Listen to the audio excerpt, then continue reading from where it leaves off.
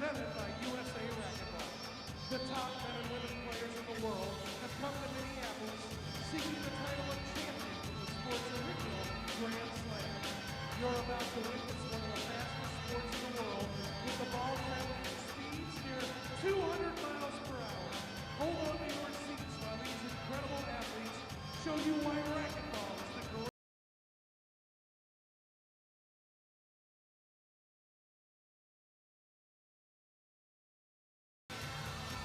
Ladies and gentlemen, are you ready for some great racquetball action? Introducing first, since his graduation from Colorado State University, he's been focusing his sights on reaching the top ranks on the IRT. He has now reached the Elite 8 in the rankings and is looking to make a run to the very top. Creative shot making, a big heart, and a very entertaining personality make him the player that people love to follow. Ladies and gentlemen, please welcome from Superior, Colorado, the number 8 ranked player in the world, it's Tony the Tiger Carson!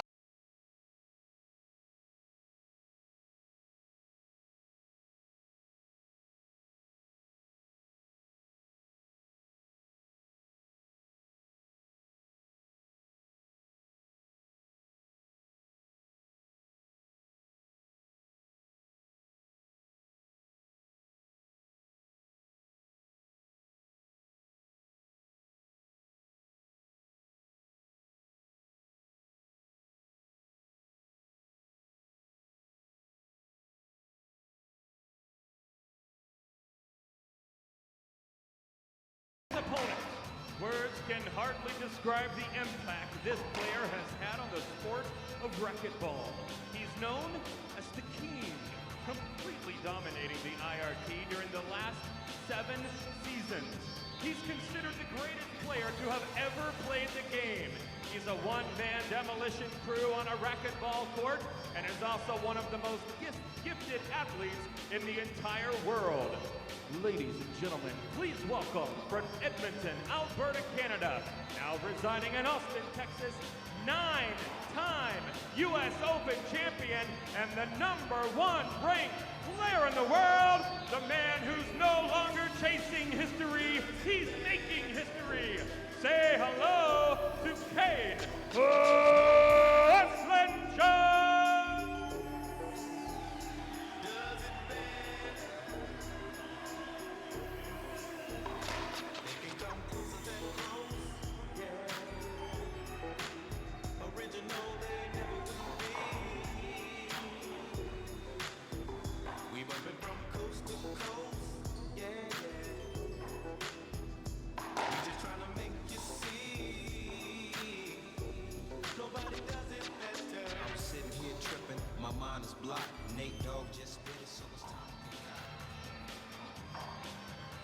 And once again, please welcome head referee, the official of the IRT, Charlie Brett.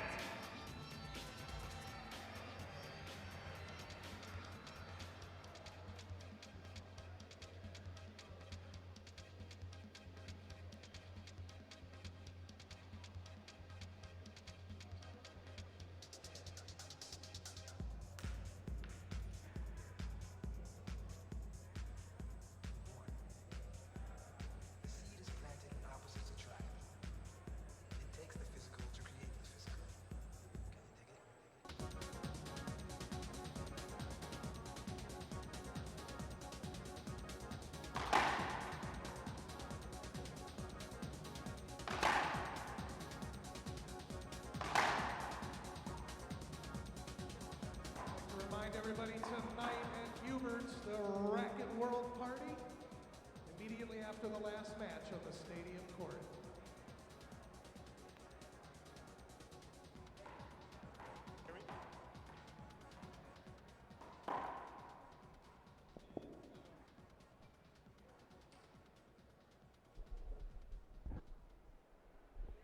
And we are back to the action here for the final quarterfinal match of the evening between Tony Carson and Kane Waselenchuk. Early round winners were Alejandro Landa, Alvaro Beltran, Rocky Carson, and the winner of this match. And we'll be joined shortly by one of the greatest players of all time who will be analyzing someone else who is considered the greatest player of all time in a little while. Cliff Swain will be joining us in a minute as soon as this match starts. Russ Menino with Brian Pineda, who lost today, if anyone wants to know. Cliff, it is so awesome to have you up here in the announcer's booth. How are you feeling?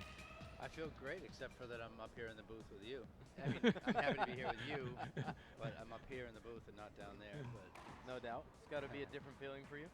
That's okay. I'm unfortunately a little bit used to it right now. You ever hear that expression? You know, winning is contagious and so is losing. So now I have, so I'm gonna start winning. I don't want to keep that losing strategy. You guys hear me? actually, I heard it from 0 serve 0. Kane serving first at 0. Short serve. Kobe Bryant. It was winning is habitual, so is losing. So.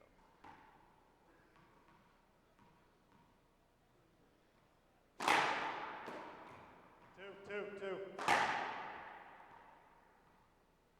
Two bounce call there by your head official for this match, Matthew Maxner. Looked like a decent get to me. 1-0. It did. Tony's an explosive player. Can't really count on that. He has this amazing first quick step. I personally thought he got it as well. Yeah, I think sometimes when referees expect them not to get it, they kind of that kind of decides the call occasionally. He's never had any ref give you a bad call before. It does happen. It's a very difficult sport to referee. 0-1.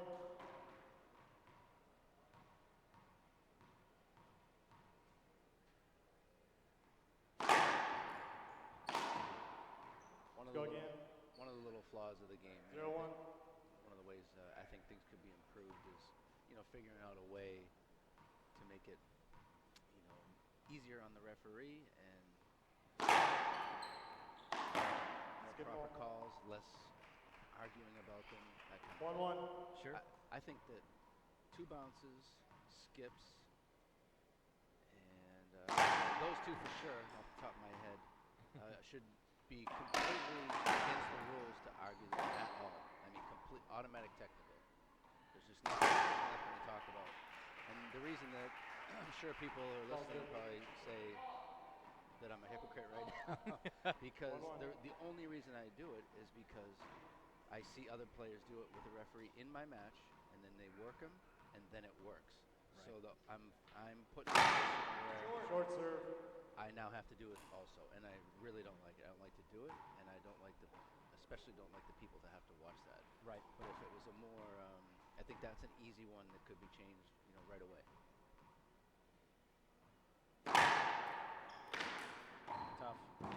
Tough work. Better. So I guess short serves would be in that category as well. 1-1. Things that are purely just the judgment of the referee.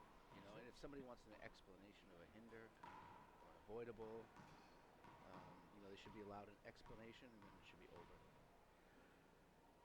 That's a good point, and I agree. It wastes a lot of time. Serve second. Short. I mean, I also think opening the door and talking to the referee should be something that you shouldn't do either. Second serve. It shouldn't be allowed at all unless you say, "Can you hear me?" And he says, you know, you're allowed basically to come out, so that the communication is more rapid. Great stuff right there from TC in the early rounds here. This is the 4th and final men's quarterfinal here at the United Healthcare U.S. Open of Racquetball. I'm joined here live with Russ Menino and the great player of our game, Cliff Swain.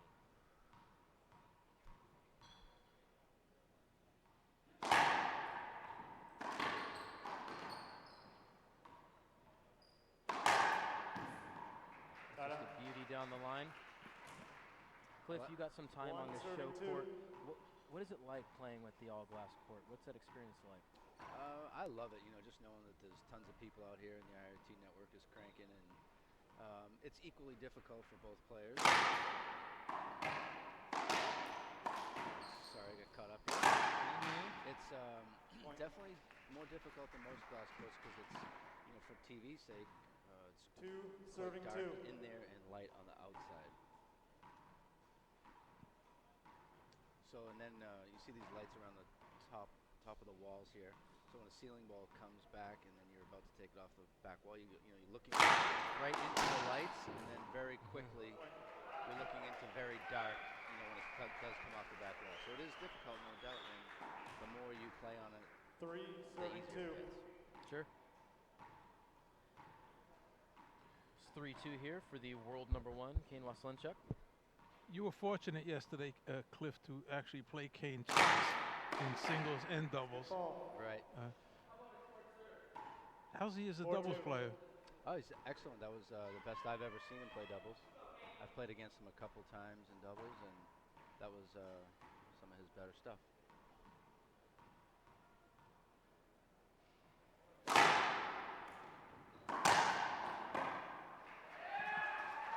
Great hands. What I like about him, Cliff, and you got to play through the era where players would play inside each other's jock straps. What I enjoy the most about Kane is he kind of plays with that similar style. He doesn't give you any more room than you require. Yeah, there's no reason to do that. And Tony's pretty good at that as well. Right. So, and it's really crucial for him to do that today. And then it's also crucial for him to hit the shots he's capable of, like the one previous to this point where he had a backhand set up off the back wall and hit it right to his forehand. Sure. I think one of the dangers that people get into when they play Kane, they feel like they have to play perfect. So, he has a set up off the back wall and he goes right down the line right to his forehand. I think in that situation early on in the match, he should be pounding the right side, cross court, and then to keep him honest, hit it down the line, not come right out and hit it down the line and miss it. Right.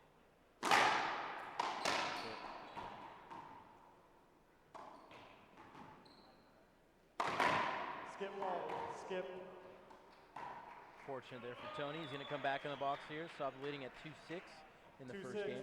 So one of the advantages Tony does have over Kane is his mobility and his retrieving. And so when you pound across court, the rally's probably not going to end, but you are dragging out the rally, which is a good thing. There's a beauty. Like that. That's kind of what I'm saying. Everyone else, like I said, they kind of go for broke too soon. Where, especially in Tony's case, because you want to drag this down into an ugly match at least for a while and get him moving, just like you would anybody. Kind of like that one, but it did work. And there you go. 4-6. Really love to see Tony Carson carpe his DM here.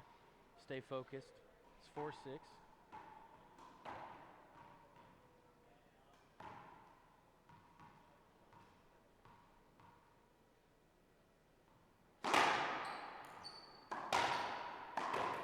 I'd like to see, if you're a Tony Carson fan, you want to see him do well. I think he needs to hit a lot of that serve right there. Different heights, different speeds, and different angles. Hit the same Z serve, but move in the box a bit. It's kind of the same theory of what I was saying. If he hits that serve higher, he's not going to get aces on it, but he's almost definitely going to get another shot. And like that one right there is going to be a rally ender for him. Right.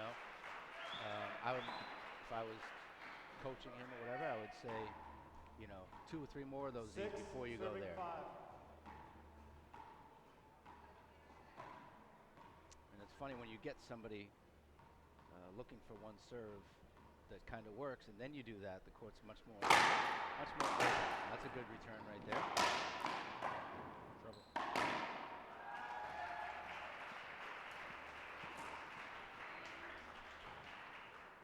Tony Carson playing with head racquetball. Kane Waselenchuk for Pro Kennex.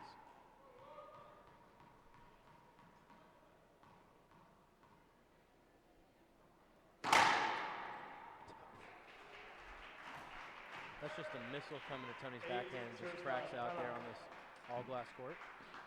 And Tony calls a quick timeout. We take a quick timeout and be right back for remainder of game 1.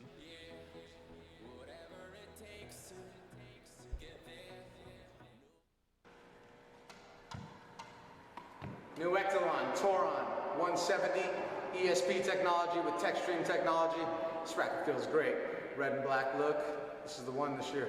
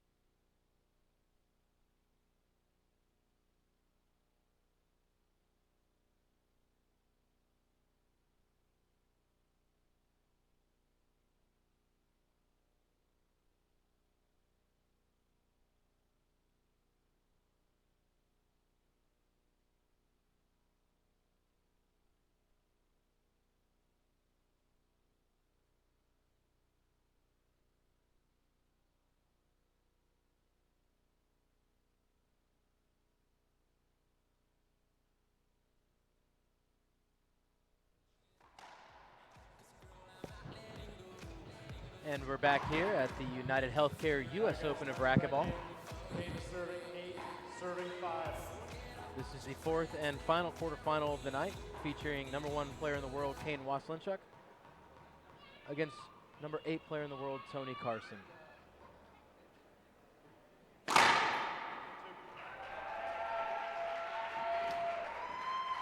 For all you at the 40 by 20 chat box, I'm going to try to put on my big boy voice right now for you. Waselenchuk at 9-5.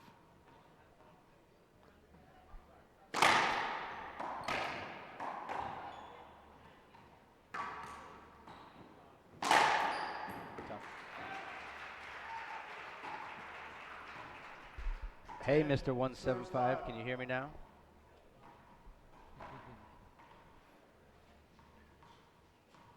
Game point for Kane.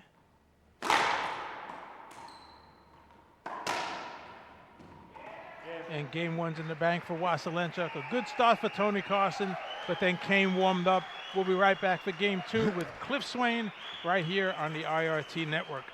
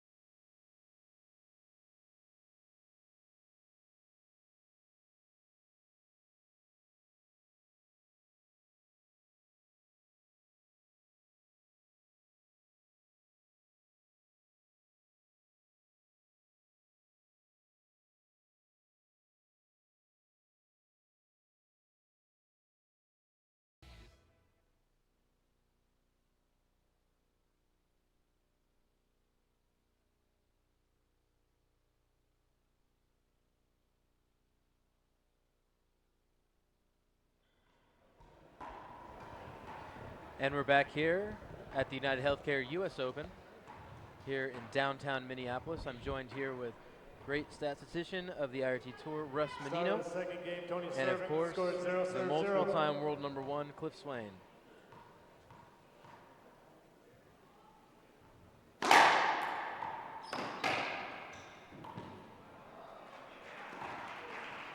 So Cliff, if you can give the audience just a little feedback, what is it that Tony needs to clean up here in order to give Kane a little bit more of a push here?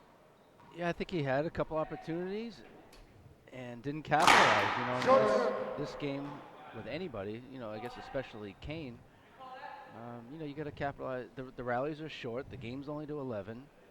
You know, if you're serving and you have an opportunity to score a point and you don't, and then the guy comes in, somebody like Kane, couple big serves, so rather than you being up 1-0, you're down 2-0. You know, a 3-point swing with one swing flaw, one miss of an easy shot. So you know, at the beginning, it's pretty crucial to just do what you can do. Do the basics. It's not the fancy stuff that's going to win in this match. Like Like that serve right there, that's an amazing get. Get. Full extension from Tony Carson. And Good then hand. that. You see what he's more than capable of winning this match. Certainly the odds are not in his favor, but I've played them both, and I know that it's possible. But he's just going to have to do what he's capable of doing.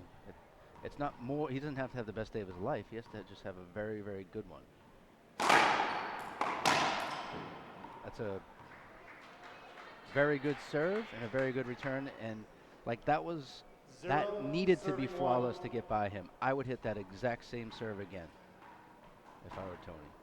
Absolutely, and Kane obviously playing very smart himself, realizing that players can struggle on the glass court down the line.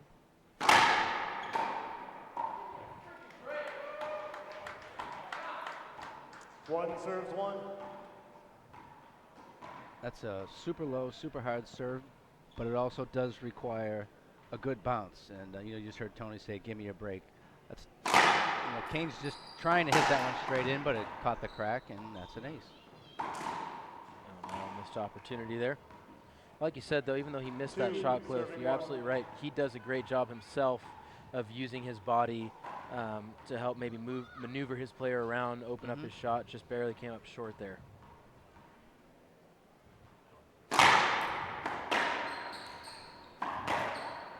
Side out. One, serving two. Tony in the box at 1-2, game 2. Waselenchuk won the first. Point. Very nice shot. Beauty Hard to from do. Tony. Get that past Kane with just a wrist flick is not easy to do. Interesting fact for all the fans at home and here on the 40 by 20 chat box.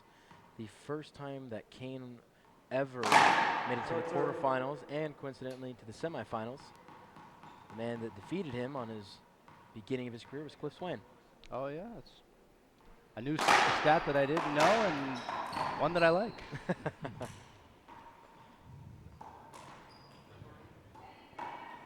Do you happen to know what year that was? I'm just curious. The year that was, well, if it's a starting career, it's going to be between,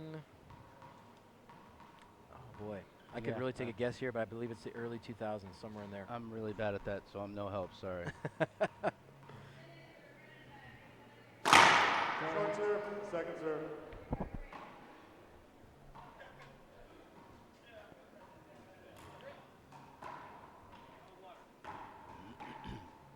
Russ, I have to ask you, what's your favorite part about Kane's game? Well, I think it's his intensity. He's been dominating for years, and he seems to have. He obviously has every shot in the book and every aspect of all great athletes, but what he does well is he forgets his wins.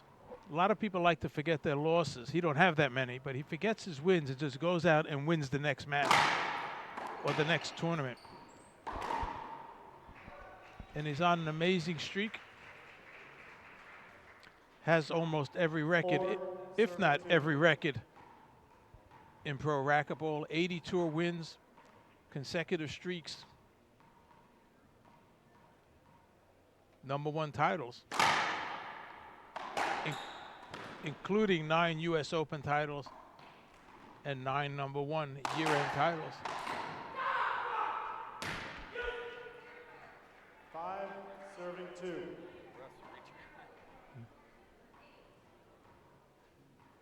Tony's a little frustrated with himself, and rightfully so.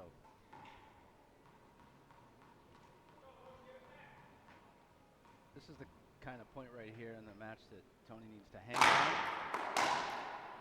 There it is. And drag this out. This time where he's not playing well, 2, Kane is serving 5. Hitting all the shots he's capable of, getting a couple good bounces. So when I say drag it out, I mean, play well when you can. I also mean take your timeouts, take as much time between points, all of that. Tough. Shot. Point. 3-5. Players appreciating. Even that, sorry Brian to interrupt you, but just get the crowd in it, anything that it takes. Great get from Tony. Oh, wow. Now, Tony may have lost that rally right there, but I mean, that kind of hustle is so rare. That get ability is just, it's almost one of a kind, his style. I love that first explosive step. Yep. 5, serving 3. For those that don't know, Tony Carson was on the junior national team here in the United States for rugby.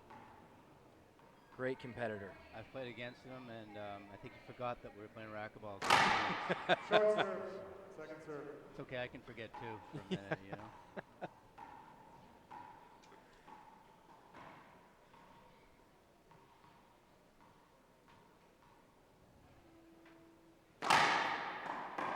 Skip. Oh man, serve is short by a bit, I'd say.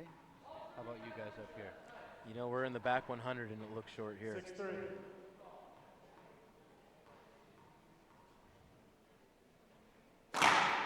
Second serve.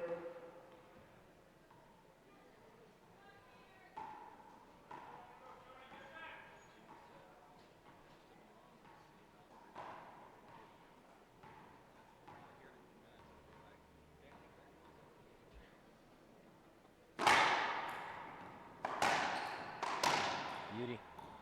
I thought that serve return should have been right down the line. You know, probably not going to win the point with it. Probably going to be a hindrance. 7, serving 3.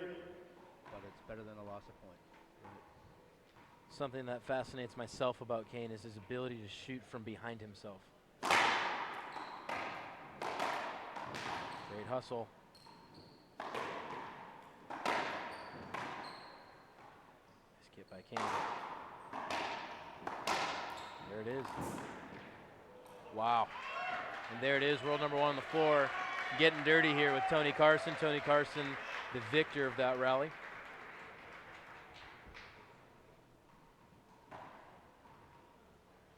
Three, serving 7.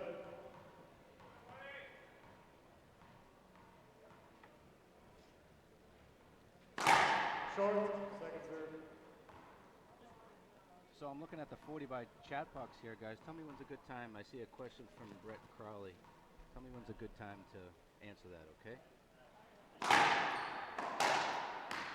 Now's a good time.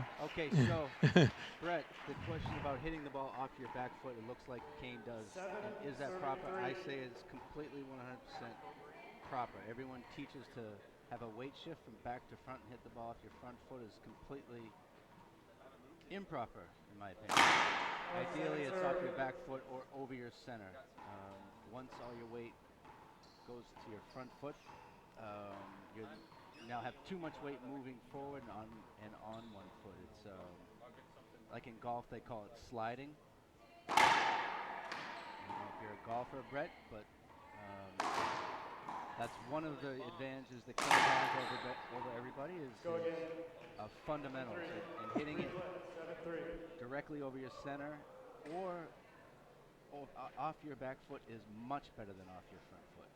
Like I said, ideally just straight over your center is probably perfect. If you look at like a baseball player hitting the ball, they're over their center or even lean back when they hit it. Same with a hockey player taking a slap shot. A golfer over their center, definitely leaning forward. I hope that helps. Great get.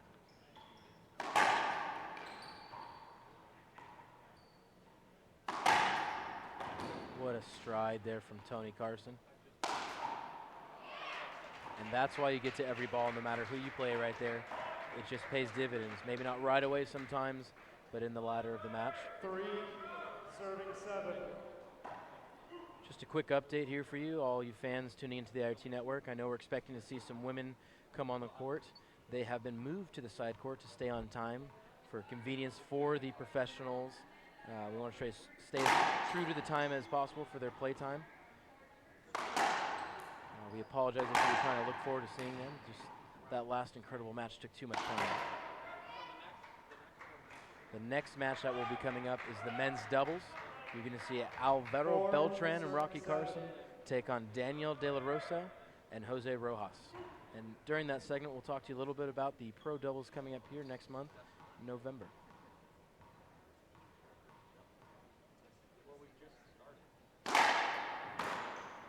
Beauty.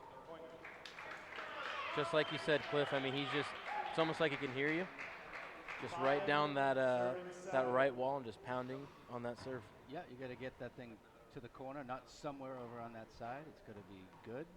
It's got to be steady. And you got to change the speed and the angle, but always getting it to the same spot pretty much.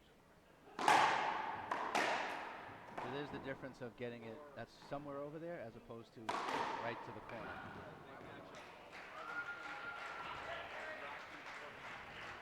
Brett's got another question. So was it 10 to 14 years ago that Cliff beat Kane? And will somebody make Kane look bad in 10 to 14 years? I beat Kane last time I played him. I was 38 years old. I've played him, I think, 3 times since, and I've lost all 3. And I'm not sure if you're saying that he made me look bad yesterday. I don't think that's the case. Scores weren't great, but I didn't get served off the court or anything. And anyway, so there's an answer to another question for you, Brett. And to go along with that, for all you fans at home, Kane, when he was coming up playing Cliff, took him 4 years until he finally got his victory off of Swain. A true testament to just how tough a player as Swain is and how much it took, and once he got there and why he's so dominant, I would say, because he took so long to beat a champion like yourself. Maybe that's a big key to success today. He knew what it had to take to get over that hurdle, or didn't know, but just went out there and tried.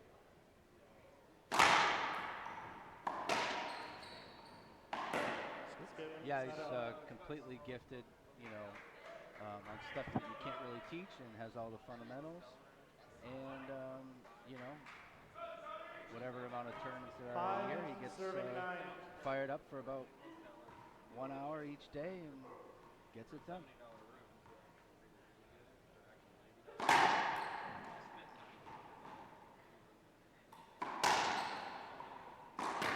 Yep.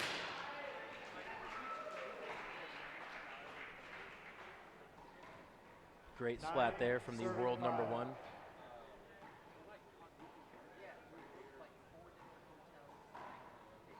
And as Russ pointed out yesterday, the other thing to go along with this great topic on Swain and Kane, Swain actually has the best record of anyone that has ever played Kane Waselenchuk.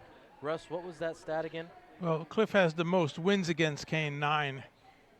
After that, Jason Menino and Jack Usack have the second most wins at 6.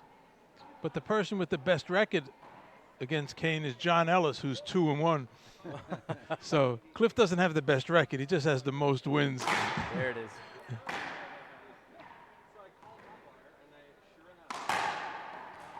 So, nice shot. That's a great recovery. That's a good right there. example of most people who don't really teach properly, in my opinion, like that was a good example of somewhat out your back foot. You try to lean forward over your front foot, and that ball's not going to get down the line most likely. Somebody asked if that was the worst call they've ever seen last night, or I've ever seen that avoidable at the end.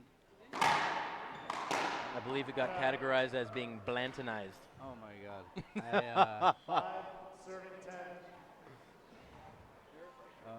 Yeah, that, you know, flicking a ball into the back wall, I've never heard called an avoidable, and I'm pretty speechless. Really infuriating, truthfully. You know, they work so hard, and I'm not saying it had an effect on the outcome of the match. I don't really care about that. You know, Right. I just think it's never over until it's actually over, and that guy helped make that match be over. Sure.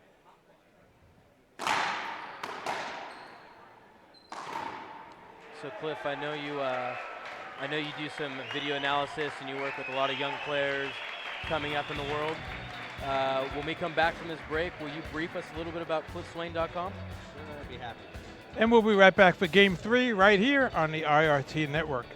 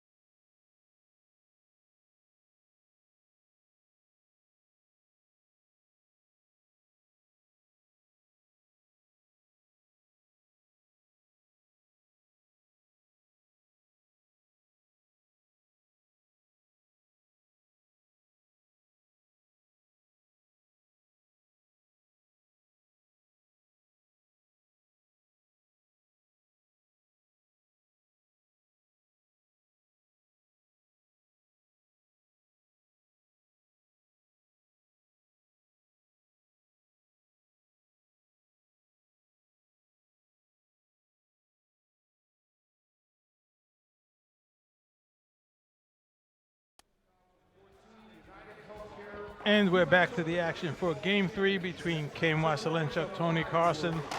The final quarterfinal match of the evening. Earlier round winners were Alejandro Landa, Alvaro Beltran, Rocky Carson, and Kane Waselenchuk holds a 2-0 lead over Tony Carson. Tony playing decent the first 2 games, getting out to pretty close, 4-5, 5-6, whatever, and then Kane just turns it on. And let's see what happens here in Game 3. Russ Menino, Brian Pineda, and Cliff Swain bringing you all the action.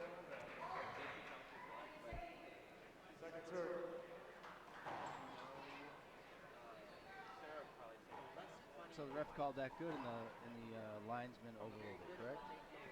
Mm-hmm.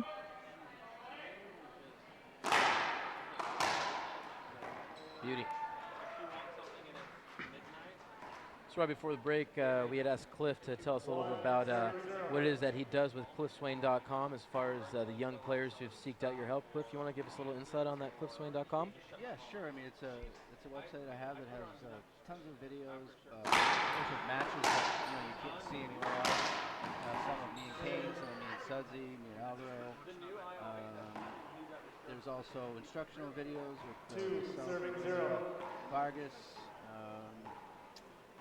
Also do video instructions, so someone can go on the website and contact me to have their strokes analyzed and all that. It's something that I love to do because I know that people try really hard, spend lots of money on equipment and instruction and that kind of thing. When I can help somebody do something that they have never done before, it makes me feel good. So it's probably the most inexpensive way to improve your game. That's awesome. And the video stuff, it's really cool that you can help somebody remotely, from anywhere in the world. I've had people from France and Germany, and to be able to help them without actually having to go there is really cool. There's a couple good serves in a row by Tony. Wow. Great get. Pounding that line. It's a beautiful shot there. So there you have it right there. There's nothing fancy that Tony did in that rally. Nothing that he's not capable of doing over and over again. All those balls were to the right. They were all right along the glass and right to the corners. So he has to go ahead and do that again. There's no reason he can't hit that same serve here. Short second serve. Probably like that in the middle of the night.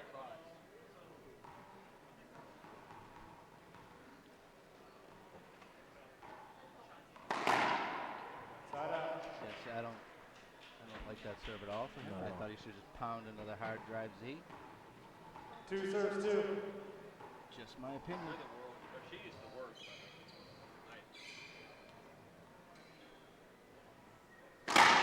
Short second serve. Second serve here for Kane Waselenchuk in the third game here, the last quarterfinal, men's IRT. 2-2.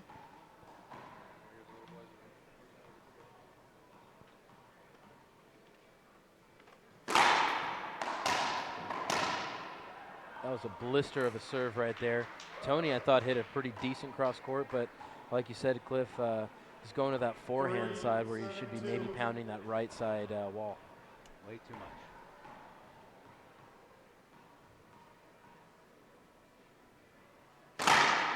You probably notice a difference there if you were to go back and watch it, or see if the opportunity presents itself in the future. Watch when Kane goes down the right side, as opposed to working the left. You'll see that it's at different times. Usually when Kane's a little further forward, he'll slide it down the line. Mm-hmm. Good shot right there. Not a terrible serve. Not his best, but great return. 2 serving 3.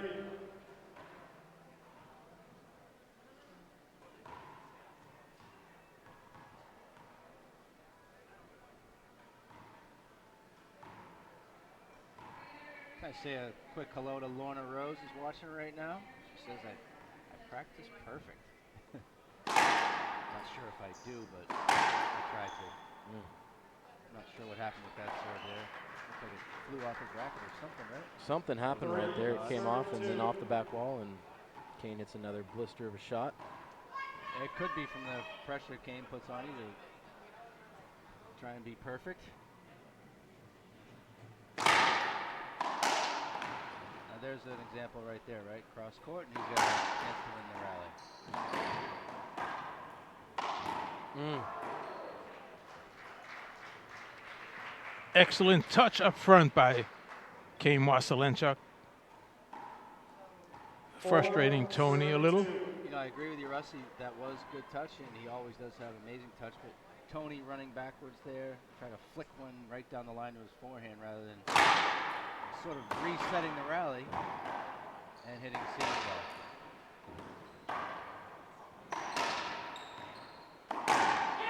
Punish that ball. I like that. I like it. I like to see Kane get fired up for that kind of stuff. Great emotion for the crowd. The crowd appreciates it. And you see when he went down the line, he was probably at approximately the dotted line, had Tony behind him, and then went down the line. Not on the run and moving backwards.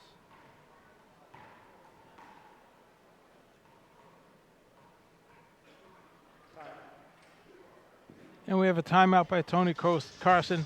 And we'll take a timeout right here on the IRT network.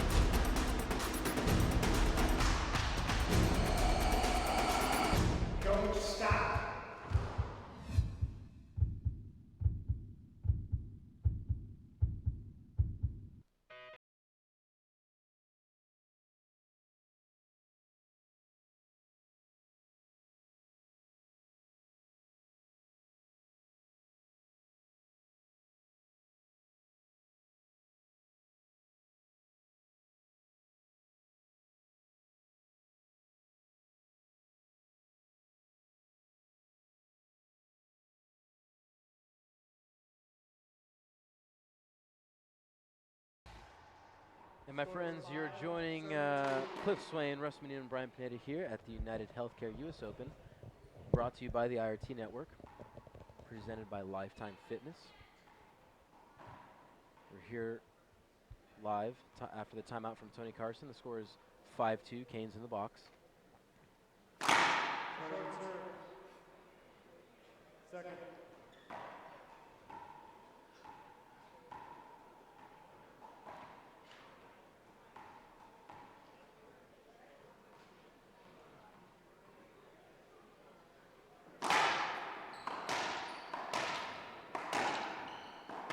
Stop again. In 5-2. I I'm thought not that sure. should have been avoidable there myself. Also, Tony had a chance to 5-32. Right.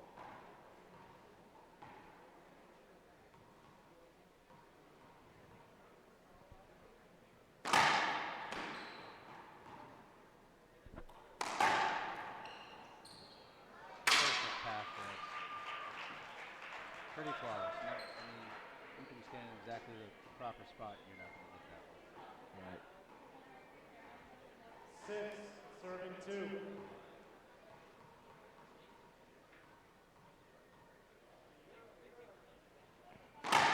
Short, second serve.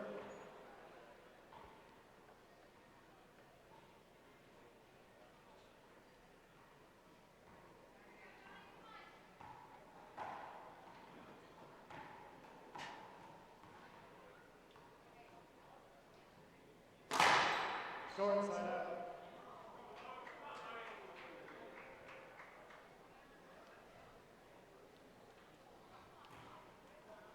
2, serving 6.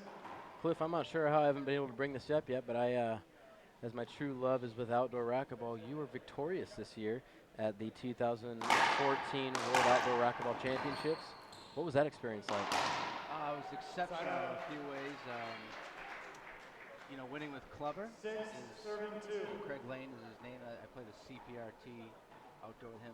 We've won, I'm not sure, a bunch now, 8, 9, 10. But I always wanted to win the pro, and I wanted to win the pro on the same weekend as winning the CPRT, since it's 40 and over, and if you can win the pro and the CPRT in the same weekend in a grinding sort of tournament in 100 degrees and all that, you're really accomplishing something I think very cool, and something that I want to do, and got it done with my great friend Josh Tucker, which makes it even better to win the pro. And we didn't just beat anybody, we beat Rocky and Jose and in the semis, and good team in the finals, and so it was a little mini goal I always wanted to do since I started trying that, and mission accomplished. Very happy about that. Heck yeah, I mean, that's something that's on my bucket list too, and always admire the guys who can get it done, because it is a tough weekend to do. It's an outdoor event in that all the outdoor conditions are in full effect. So kudos to you, my friend, for getting that job done. I'll hopefully be right behind you. Short serve, second serve. So Chris Pierce has an interesting question here. Todd Boss is a guy who takes care of all the records, or took the time to document everything, and there was a 2-year stint where records are lost, basically. 1 year all of the players were playing, and I won 10 of the 14, but they only counted 4. Hogan went to all, we were all there, and there was political turmoil, and the 4 that they counted, I won 2 and Hogan won 2, and somehow he made himself number 1 that year as well. So, having said all that, I really don't care about such records. I mean, it's definitely cool to win, definitely cool to be number 1 and all that. What I care about most is, what I know about what I've done when my head hits the pillow, how I match up with other players, and more what I'm proud of is, I never lost a single match from not being prepared, or somebody who was in better shape than me. Those are the kinds of things that I'm most happy about. Spectacular shot there by Tony. 7-2. He couldn't come at a better time, because obviously 2-0, 7-2. He better start doing some great things here. And great things is something that Tony Carson is capable of doing. A rising player here on the IRT Tour, been playing consistently now for a few years. He's been known to give many of the top players big fits, posted some good wins. There's that Z serve I was talking about. Great return.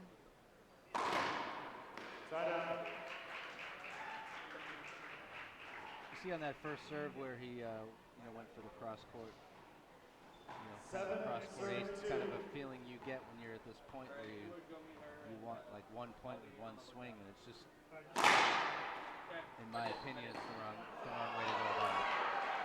Right. He had success with the other one, rather than going for broke and trying to win the match basically all in 1 swing.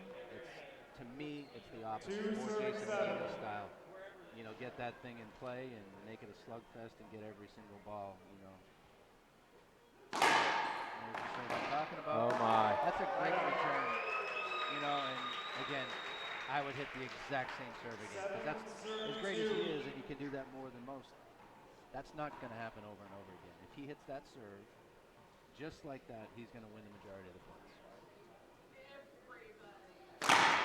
Second serve. Joe Smith is asking if I still agonize over a loss, and the answer is yes. I know the odds are not in my favor last night on paper, but I don't really care about that. Broken ball. I still feel that if I did hit every shot last night that I'm capable of, then the match outcome would have been different. it's always hard to hit every single shot that you're capable of. But I do feel like if I did that, it would have been enough to win. But I didn't. So, you know, if I went out there with 7 serves, 2 first one serve. leg, you know, I'm just simply not going to win that match. But I felt good enough to get it done, and I did. That's what I agonize about.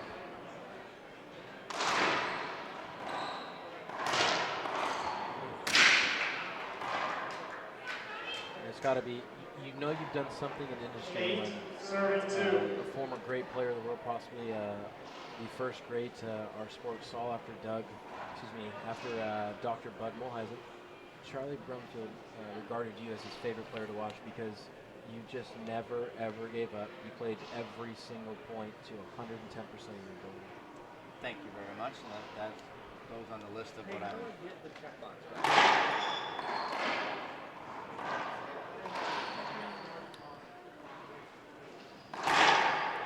Let's get Tony. Score is 8-2 here.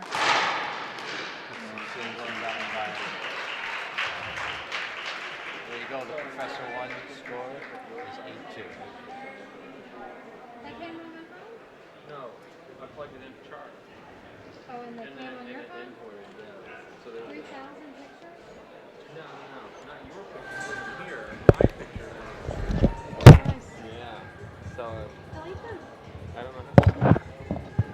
You can hear it.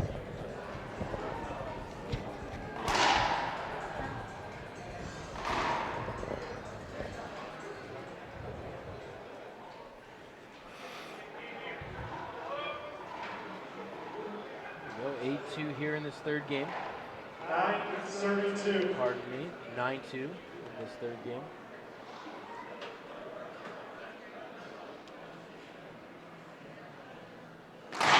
Short. Second serve. Gene, make sure you score.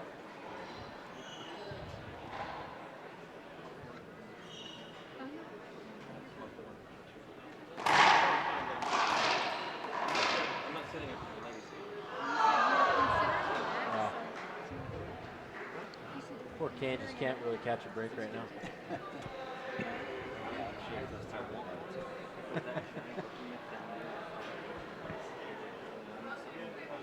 Jay Dennis, Woody is not still playing the CPRT. 10 Question in the serving chat 2. box. I have not seen him on the court in a bit.